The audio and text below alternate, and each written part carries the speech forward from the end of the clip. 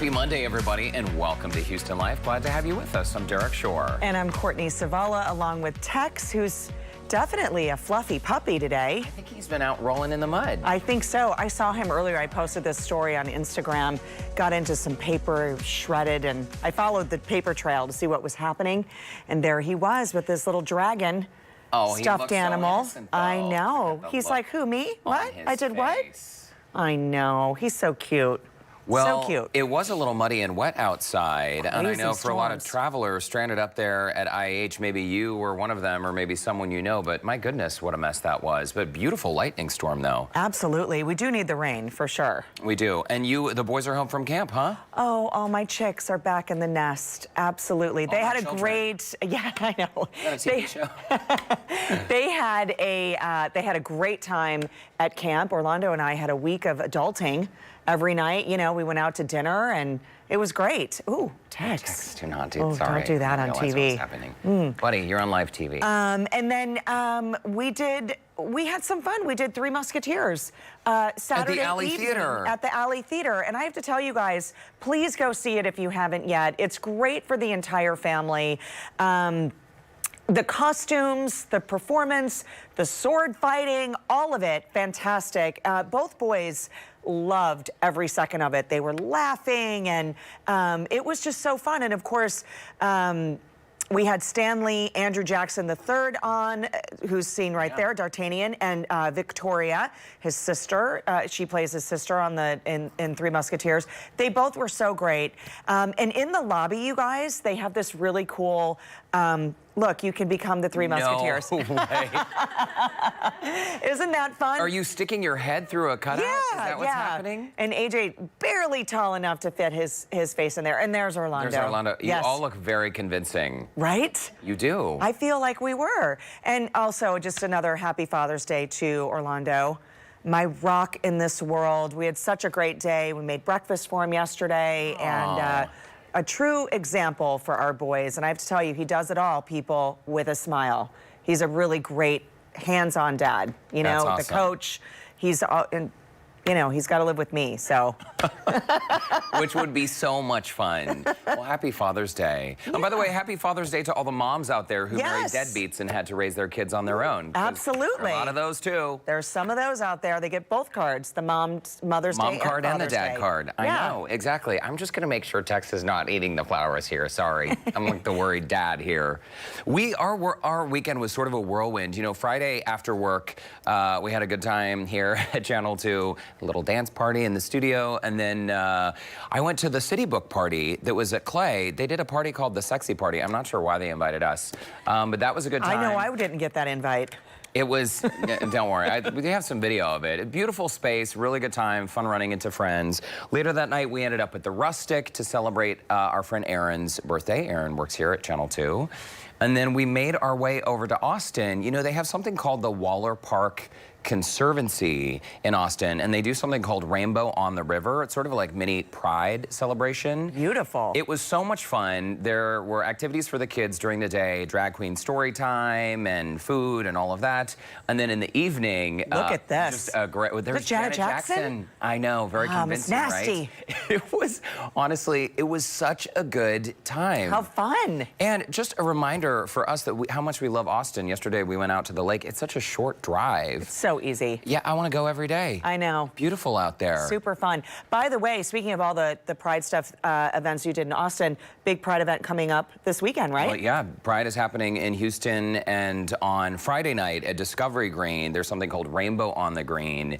And there's a drag queen named Chad Michaels who looks exactly like Cher. I mean, you would think that he is Cher. It's so incredible. So he's going to come out and perform, and we're going to have a good time. So come join us. It's a free event on Friday night at Discovery Green. You can pay $25 if you want to go into the all-you-can-drink and eat VIP tent. $25 is a deal. But come out for free and enjoy the celebration and all the Pride activities throughout the weekend. Super fun. You'll be there, right? You're the MC of that, right? Yeah. Yeah. Of course we'll be there. Got to plug my man here. Got to plug him. And it's family-friendly. All ages welcome. So come on out. Hey, remember a couple months ago, or maybe a month ago on the show, we talked about the millionaire in Salt Lake City who was looking for love. Yes, the billboard. Looking for love on the billboard. We have an update? Well, there's a little bit of an update. You may remember these billboards saying LDS millionaire seeking love. Well, they had this event last week on June 7th. My mom actually emailed me this update. I was going to say, your mom went? She should have. Well, here's It's like our undercover correspondent. So 2,500 women actually submitted applications for this. No. And they were asked questions like, what kind of body type do you have? No. Are you serious? Oh, yeah. And they were promised that they could have a stab at marrying a tall, dark, and handsome man between the ages of 31 and 45. Okay. The exclusive VIP event happened last week, and I guess what happened is they narrowed it down. So 2,500 women submitted, then 200 of them were interviewed. They were whittled down to 200? They were whittled down based on body type. I don't know. They did like a video conference, and then from there, they made that number even smaller to like 25, and then they had this event. But you know what, though? The guy's identity still hasn't been revealed. So the women saw him at the event because they did this whole thing. He stood behind a sheet. You got to look this up, guys. You wouldn't believe it. He stood behind this sheet, like in silhouette, so they could see his body. It was like a sheet. Oh, come on. Hung up. I wish we had a photo of it to show you guys. You wouldn't believe this. But anyway, one of the contestants, though, she did say, she was interviewed, and she said that she didn't want to have to tell her children that she met her husband on Tinder or Bumble.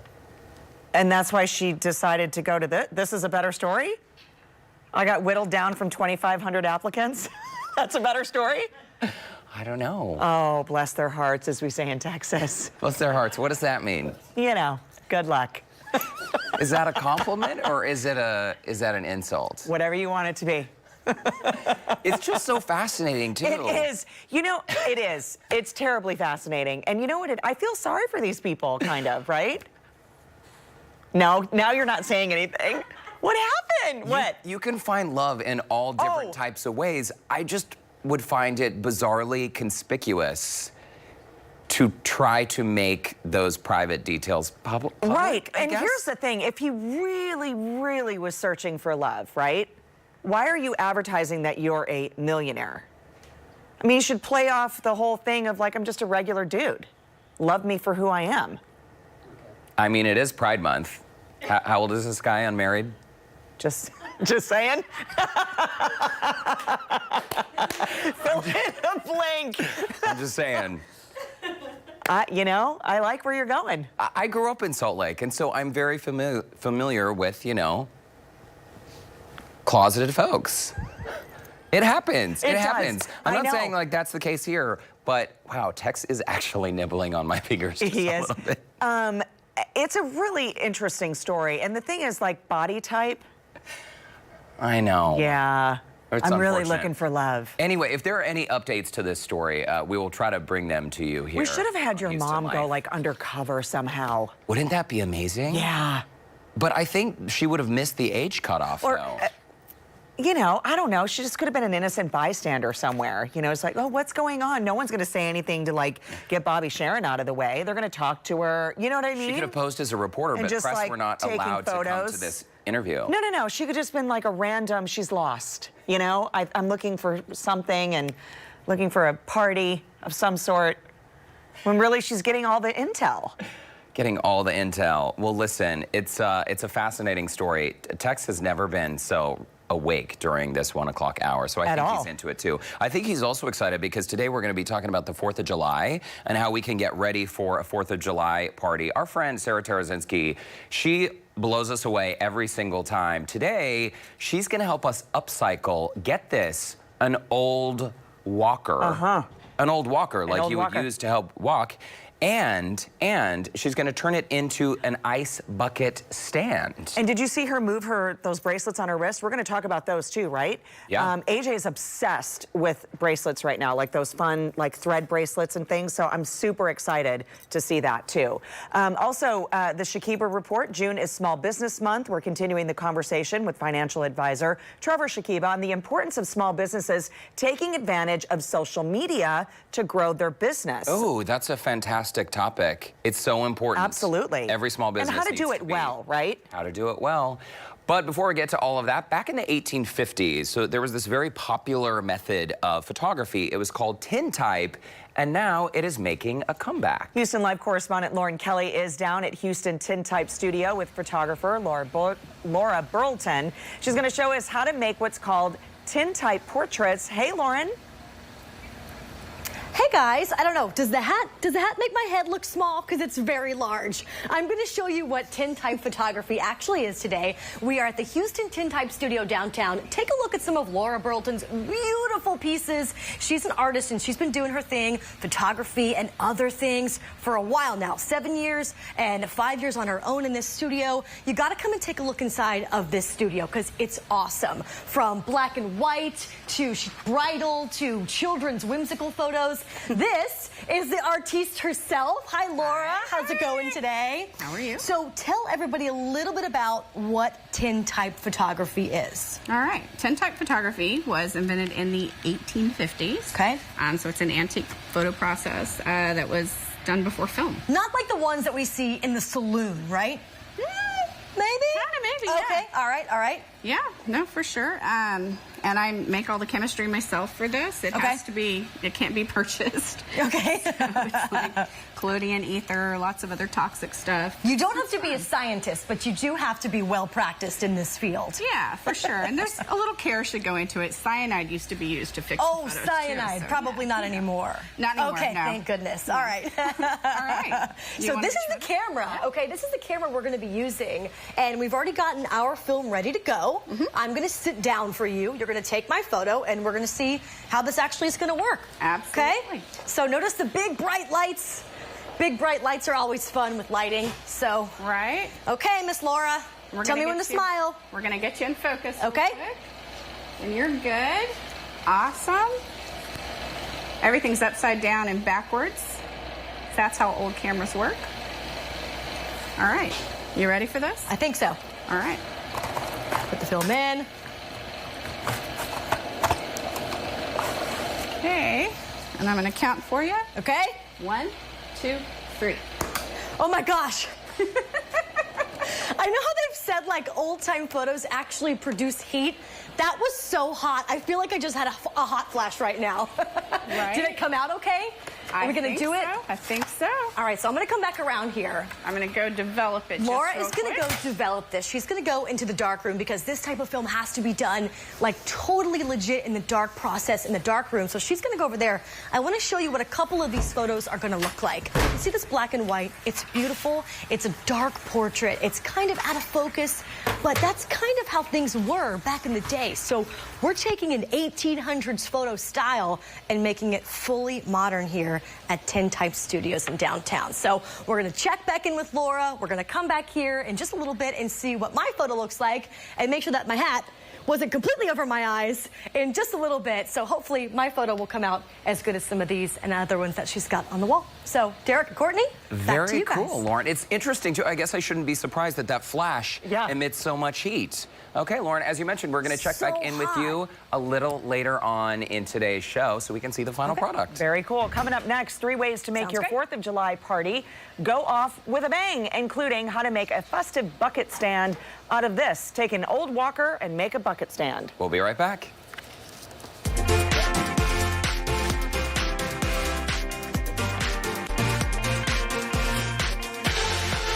Welcome back. Independence Day is right around the corner, and if you want to liven up the celebration with festive decor, but maybe you're worried about the budget, our next guest has some fun and inexpensive ideas. Here explain is upcycling expert Sarah Tarazinski, along with little Sebastian, her son, working on a fun project that we'll get into in just a moment. Great to see you both. Yeah, great to see you too. Okay, we've been talking about this all weekend, and this is basically transforming an old walker into something that you can use. This is unbelievable to me. It's super fun. I'd like to find things that people don't usually use. So when I'm in the thrift store, I'm like, what can I do with that? You know, so I saw a walker, and you know, like crutches, there's a ton of them always. Yeah. Right. So I bought a walker, I spray painted it gray, the color that I like, but you could do any color you want. And these were old metal buckets that I got secondhand. I used duct tape, you guys, to attach the handles to the undersides of the walker, and then loaded it with beverages.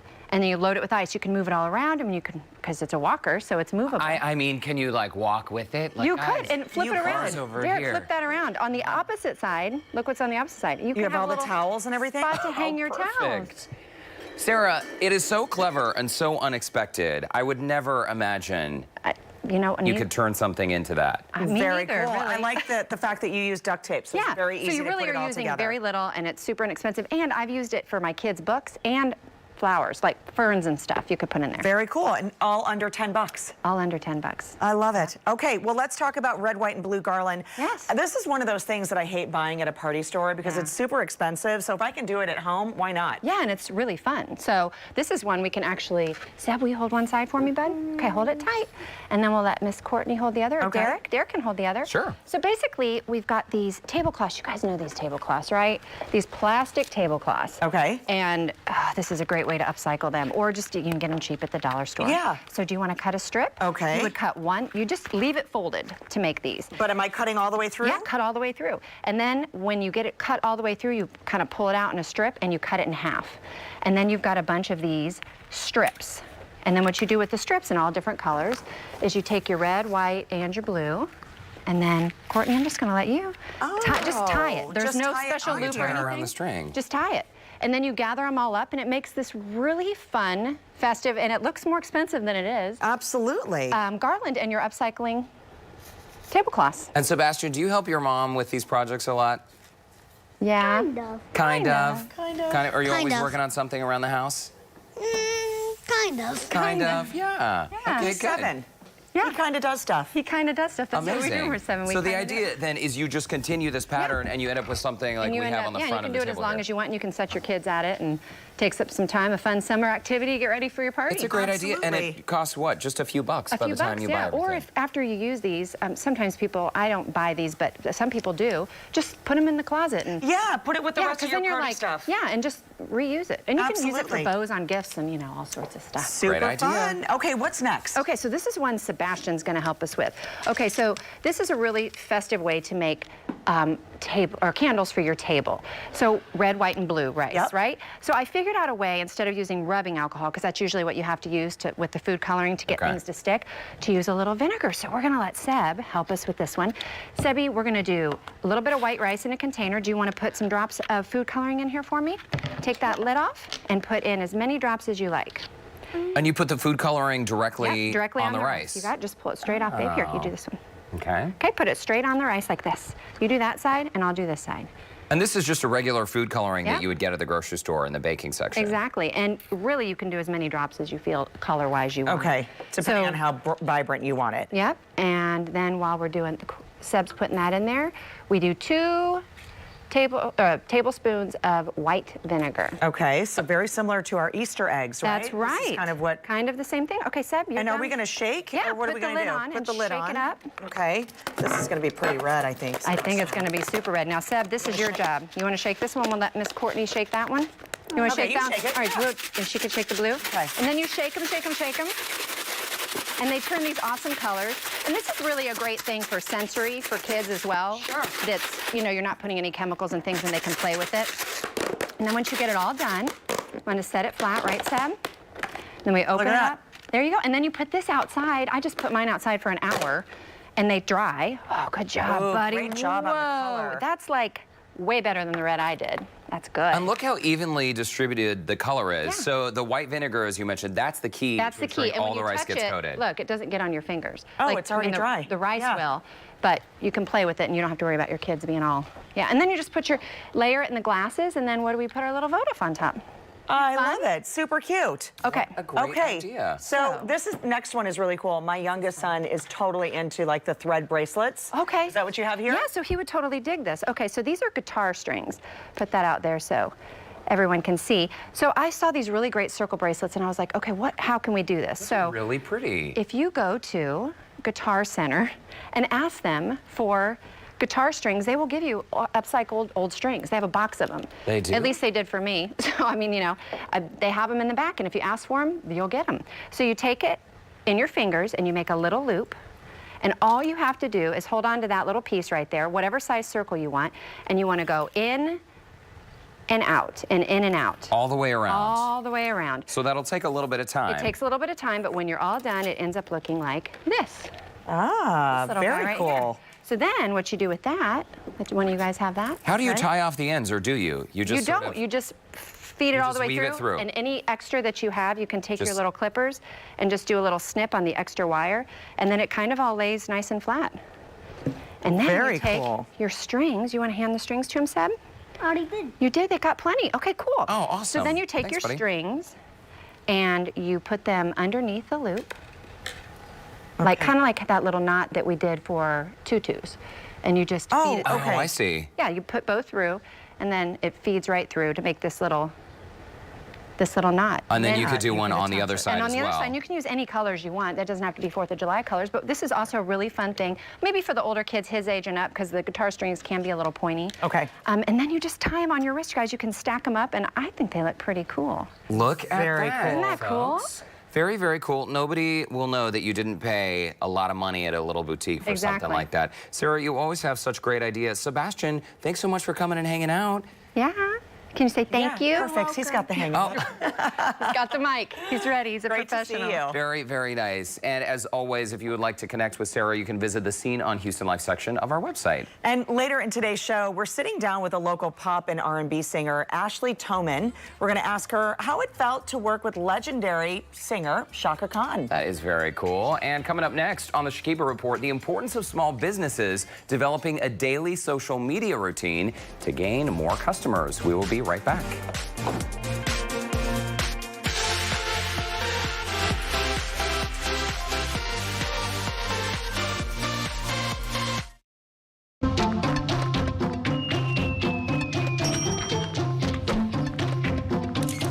Social media has changed the world around us, and for small businesses, it has definitely impacted the way consumers shop. For sure. Here to explain is private wealth advisor with Ameriprise Financial, Trevor Shakiba, along with executive professor from the University of Houston, Craig McAndrews. Welcome back to the show. Great to see both of you. Let's just jump right in and talk about why social media is winning when it comes to basically small businesses. About 88% of buyers, you say, do their research online. I find that very believable. Yeah, and that's a stunning statistic, at least in my opinion, more so than what I thought. And that's why my first point is social media is winning. So for those out there that think that social media is a fad and it's going to go away, I think you got to reevaluate. Look, it is here, and just like that statistic shows, it is critical. So a couple other things here is that in the advertising world, more money is being spent on social media and those platforms than traditional media. And finally, online reviews are critical. And so this, I have a great example of this. For Father's Day on Sunday, Christina gave me these fantastic socks. I don't know if you can Wait, see hold them them here. up a little higher. Those are amazing. They have Trevor's kids and the dog on them. Yeah, so how this came about is it was on a social media platform. She thought it would be great. She got them. Then I shared it because I thought it was hilarious. And then you can see how that starts to compound. So social media is winning. You got to figure out how to leverage it. I have seen that post on Facebook. I have. I mean, the ad for them. Yeah. That's amazing. Yeah. Okay, let's talk about networks, because a business network is different than a social network. And this is where a lot of people get into trouble, Craig, you say. Yeah, this is when you think about building our own social networks, normally we look for one, who do I know? Do I know them? Am I familiar with them? Or the second thing we look for is, who do they know that I know for a comfort level? Right. But that's exactly the opposite of how we should be thinking about our business networks. It's primarily designed to connect with people who have expertise in an industry, who can have influence in an industry, and who ultimately can either potentially be a customer down the road or a supplier. And so really you have to think about your social network from a business standpoint differently than the personal one that you're used to. And quantity really is important. Where normally you think quality, quantity when it comes to building your network is really important from a business standpoint. One of the rules we like to recommend to folks is just kind of this rule of 3, is if you can expand your connections, primarily on platforms like LinkedIn, at least 3 per day, over time, you can build a really significant network of people that at some point in time might create value for you and your business. It's very interesting. Also, Trevor, you say expand expertise. So you want to basically become that sort of valued, respected resource. Yeah, you want to be the authority, if you will, the expert. And so people are interested in you. Here's the first thing. They're interested in you. So, you know, sharing pictures of what you're eating at lunch, maybe not the best strategy, right? Right. But another key point here is you want to bring value. So a lot of people will think, here's what I know, I'm going to hold that information until someone pays me for it. It's actually deliver content, deliver value first, become the authority, and then you're going to start driving people to you. Interesting, and that sort of goes along with my next question for you, Craig. You want to reach your customers not by doing the hard sell, right, but really educating, informing them, encouraging them to learn something new. Yeah, those two words that you mentioned are the words. Educate and inform. Because when people engage in social platforms, I mean, they're looking for information. They're shopping for something. They're trying to understand a particular category or a product. You know, I spent a lot of years in the home furnishings industry in the mattress space. Well, most people don't know how to buy one. And so those folks who are helping people understand, here's how you could look at this product, or here's a particular service that might provide some value, those are the ones who are gaining distinct advantage with folks, as opposed to, hey, here's our current promotion, come buy this. That people don't want to do that when it comes to engaging online. They're trying to learn before they make their decisions. And I think just expanding on that just a little bit, Craig, because I feel like it's a slippery slope on social media and business, because sometimes some of these posts, and I think we've all seen them, received them, or friends, it becomes white noise, because it becomes this, I'm selling this, I'm selling this, I'm selling this, and it sort of feels like, I don't want to know what you're selling. I don't. Is that kind of, you really want to be careful of what you're posting and how you're posting? Yeah, your phrase white noise is a perfect phrase because nobody pays attention to it. They, you know, if you think about what you can do with your thumb as you move across the screens, you blow right past those types of offers or posts. But ones that you see from somebody who has a perceived expertise in an area that can give you a little bit of information. You know, we talk about inform. Sometimes there are events or activities that are happening inside a marketplace that somebody might be able to point out to their customer base. Hey, guess what? This event is coming up. You may want to attend because you're going to have an opportunity to see all types of products or all types of service. And guys, how important is frequency? I mean, should there really be a routine and a pattern for how often posts are being made? Yeah, so the answer there is absolutely yes. It is critical. Much more important to do a little bit every day as opposed to doing 3 hours one day. Plus, you'll lose your mind if you do 3 hours on social media every day. So I think the key here is post, connect and engage. And if you can do it with video, that's gonna go a lot further than just a bunch of words. So I don't know, would you agree with that? Yeah, no, video for sure is one of the most significant growing mediums in which you engage people. But we use a term at the University of Houston, this digital voicemail, which is anything that you connect, that you like, that you share, or you comment. I mean, those are really the 4 ways in which you engage from a social platform standpoint. And so if you can do a little bit of that on a daily basis, you'll find that you will expand your connections, but at the same time, you expand your position as authoritative and interested in providing information that's best for the end user versus best for yourself. I feel like we could spend an entire hour on this topic alone. You guys have got to come back. Craig, thanks so much for stopping by. Great to meet you. Trevor, good to see you. As always, if you would like to connect with Craig, you can visit the website listed right there on the bottom of your screen. And if you'd like more info on financial planning or to schedule your complimentary initial consultation with Trevor and the Shakiba Group, you can call 281-724-9917 or visit their website, theshakibagroup.com. And coming up earlier, Houston Live correspondent Lauren Kelly got her portrait taken at Houston Tintype Studios with a technique popular dating back to the 1850s called tintype. Yeah, so Lauren, oh wow, someone turned out the lights, but I'm assuming that's so you can develop the photo? If you've ever seen in the movies, you've always seen the dark room, the red room, where the film comes to actually get developed.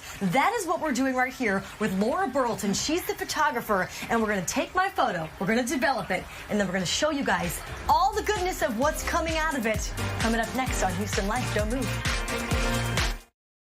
As you saw earlier today on Houston Life, our correspondent Lauren Kelly got her portrait taken by photographer Laura Burleton. And in that time, they have been in the darkroom getting the final product ready. Well, let's check back in with Lauren, who is standing by. We can't wait to see it. I'm trying to cool off a little bit from the heat of that flash because Laura warned me. She said it was going to be warm, but it was legit a hot flash I just got with that old-time camera. But I'm so excited to see these results. We're here at Houston Tintype Studio. It's downtown. Now, we're going to put this in to what? What is this going into? This is a fixer, which used to be cyanide, but I use something a little more modern now. Okay, that's good. Yeah. So we're going to see this develop literally right before our eyes. Okay, let's focus in and see. Oh my gosh, it's so fast.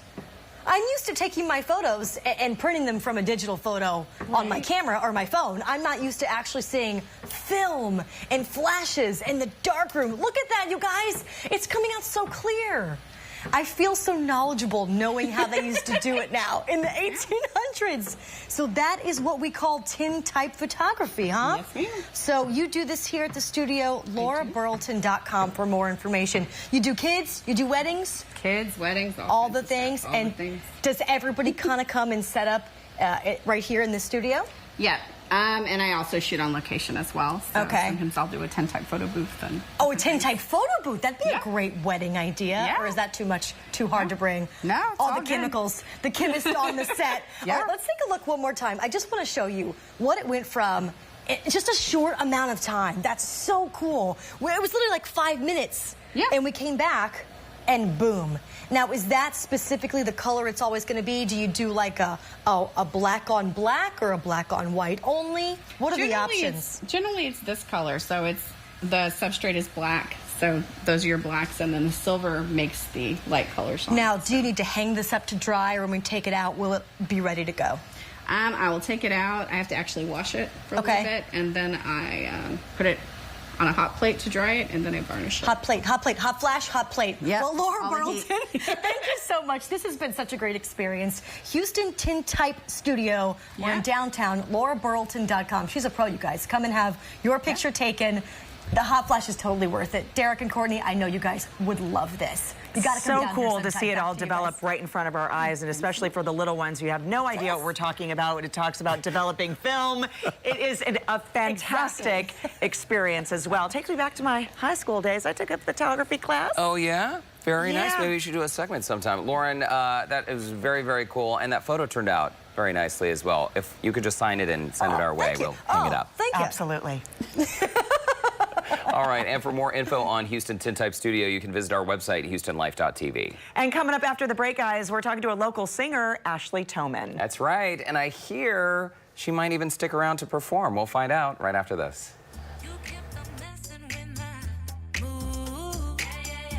Ashley Toman. From performing at South by Southwest and the Houston Rodeo to singing her heart out with Chaka Khan, you might have seen this powerhouse R&B singer all over town. That's right, but right now we have her right here in the HL studio, and we'd like to say hi to Houston's own Ashley Toman. Welcome back to the show. Thank you so much for having me. How fun. It's a great sound. By the way, in Thank you. case you're wondering, yes, this is the same Ashley Toman who performed on Houston Life when our show premiered about Right, 3 years 3 years ago. ago. You've Yeah. been pretty busy since that time. Yeah, I've been writing, songwriting a lot, traveling back and forth between here and LA, and most recently wrote a song for Chaka Khan, where I got to be in the video with her. So it's been a really exciting time. It's really great. What's your inspiration? Because obviously, a little bluesy, a little R&B, some top 40. Like, what's your inspiration? I would say like a hybrid between pop and R&B, like top 40 mixed with kind of throwback, like Motown sounds, and then a kind of Adele kind of sound. So definitely a hybrid between pop and R&B. And the live performances, I'm assuming, are completely different than when you're in the studio. Yeah, When you're in the studio, are you super relaxed? Like, is it low-key chill? You're wearing a hoodie and jeans and a baseball cap? Completely different. I feel like there's different me's. There's me when I'm performing, there's me when I'm writing for other people, and then there's me when I'm writing for myself. So I actually just dropped a song called Thank You for Nothing, and that actually got 157 plays on top 40 FM radio. So pushing my own stuff too. So kind of doing a little bit of everything right now, music-wise. That is so fantastic. You've also performed at the Houston Livestock Show and Rodeo. I mean, just a little concert thing going Right. on there, right? I mean, what was that like? Oh, that was a couple years ago, but that's just Still, one of the though, weddings that's that pretty we did. amazing. Yeah, so. Talk to us a little bit about how important family is to you, because I know that family's here and involve Yes. mom and dad My there. mom and dad are here today. My family, they're amazingly supportive of me. My dad and his whole family, they're singers. My dad opened for the Everly Brothers when he was 5, and they all sing, and my brother's a professional drummer in Austin, and then I'd say my mom's kind of like the glue that holds us all together. Very Music supportive. is in your DNA. I'm Yes. sure they're very, very proud of you. Yes. Well, let's talk about your single. Yeah. Sorry, Thank You for Nothing, Thank You for produced by Nothing. Houston native and Grammy-nominated Chris Dave. Chris Davis, shout out to Chris Davis. He's the main producer that I work with. The song got, like I said, 157 radio spins in 3 markets, and hopefully, you know, it'll keep going. So. Is there a bucket list item for you? Is there someone out there, an artist, who you really, really are dying to collaborate with?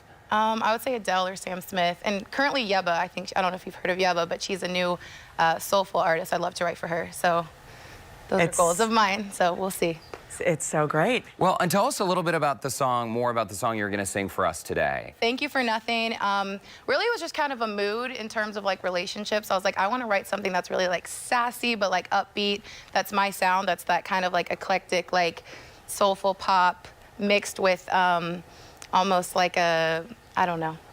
You'd have to hear the song, but yeah. Okay, well, I think we are, right? Yeah, You ready to about to- perform? about to 'Cause- perform it. Yeah, no more talking. Let's And just hear you You're sing. not nervous at all, right? No, I'm good. This is your family. Houston's This your is your family. Go stage. for it, Ashley. Take it away. Thank you so much. Thanks so much for being here. Thank you. Let me talk to you. You kept on messing with my mood. You played yourself and made me play the fool. You love to play these games, but you hate the rules. Fell for your love, I was tripping over you. Now that we're through, I can't deny sometimes I want you, but then I remember you. All the stuff you put me through. I wrote for you, but you hurt me. I tried to do, but you know you don't deserve me. Thank you, thank you, thank you for nothing. I wrote for you, but you hurt me.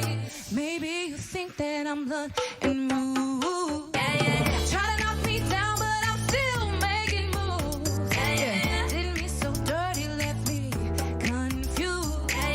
Figure you out, I know I'll never lose. Now that we're through, I can't deny sometimes I want you, but then I remember you and all the stuff you put me through. I wrote for you, but you hurt me. I tried to do, but you know you don't deserve me. Thank you, thank you, thank you for nothing. I wrote for you, but you hurt me. Haley Dolan. Way to go, girl. So glad to have you here on Houston Live. For more on how to find Ashley and her music, visit the Scene on Houston Live section of our website. Fantastic. Thank you so much. I think you could give Megan Trainor a run for her money. I really do think She's you another could. person I love to write for. Yeah. Goals. Okay, put it out there. You Yes. never know. Plant that seed. Come back and see us Sure. anytime. Thank you Ashley. so Great much. to see you. Thank you. Coming up after the break, they are known for quick meals without cutting corners, but Wendy's, did you know they are also doing some pretty big things in the community? We'll tell you all about it right after this.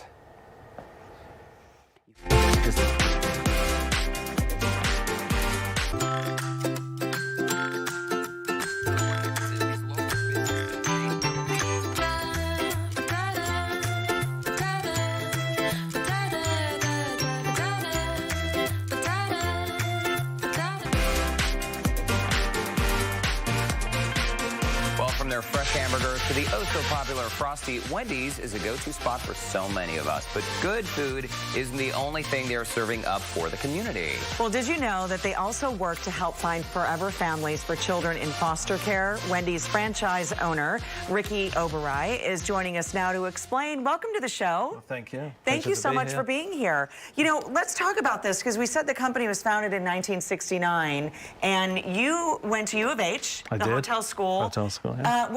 How did you get involved with Wendy's?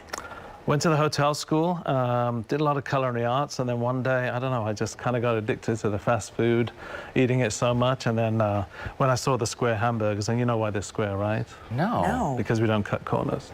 Which you mentioned earlier. There you go. You know, when I was a kid, and even like through high school, a Frosty with fries was... I was just going to say that. I mean, I don't think we're the only two people to dip our fries in a Frosty. And now we do it with bacon too, because we have an applewood smoked bacon, and that's a great combination too. But you know, I came here and I was just looking for businesses and restaurants, and I like Dave Thomas because, you know, of what he does, especially with foster children, and you know, and his legacy is carried on. We still do our fresh meat in the morning. All our produce is fresh. So everything you see here is fresh. We have fresh salads, fresh. So like I say, it's always fresh, never frozen. And Dave Thomas, by the way, so the founder of Wendy's, right? He's since passed away. But one of his philosophies was he loved two things, right? He loved really good food, and he also loved people. So talk to us about some of the efforts that Wendy's is making in the community to help give back. Well, in the community, we spend a lot of time. We have our own, actually, we have our own adoption of what's called Wendy's Wonderful Kids in Houston. And it's an agency that we actually fund, and you can go there and they'll help you with the adoption process. And we work with them. We take children who are being fostered in the process of being adopted to basketball games, and we go out and do outings with them, and we work with the parents, and we just try and lift it up. You know, it's very difficult being a foster child. We have over 200,000 foster children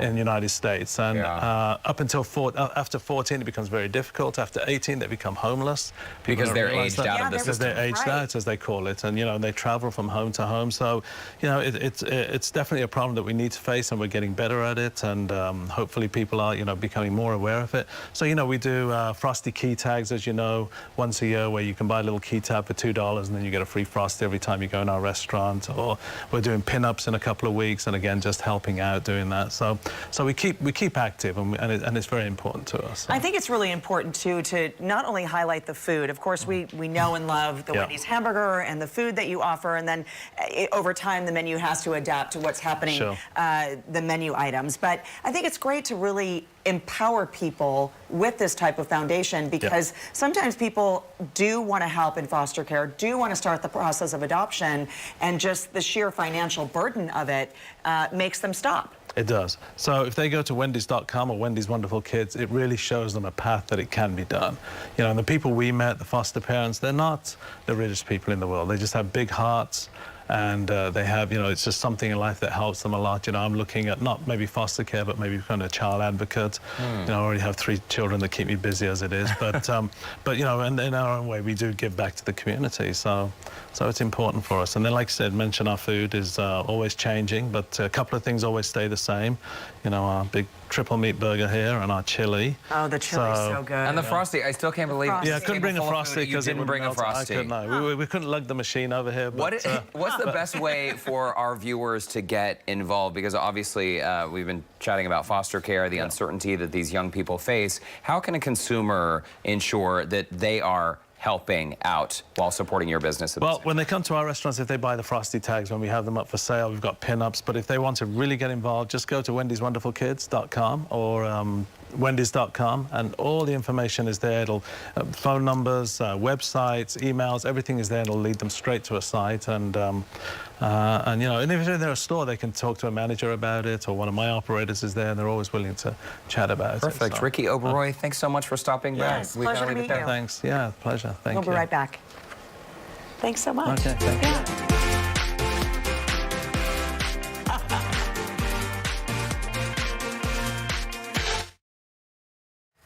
Coming up tomorrow on Houston Live, get this, CBD oil, but for pets. What? It is a thing. What you should consider if you are thinking about using CBD products on your pets. Dr. Jennifer Hennessy, she's a veterinarian. She'll explain what pet parents should know before jumping off the bridge. Very interesting. Or jumping on board, rather.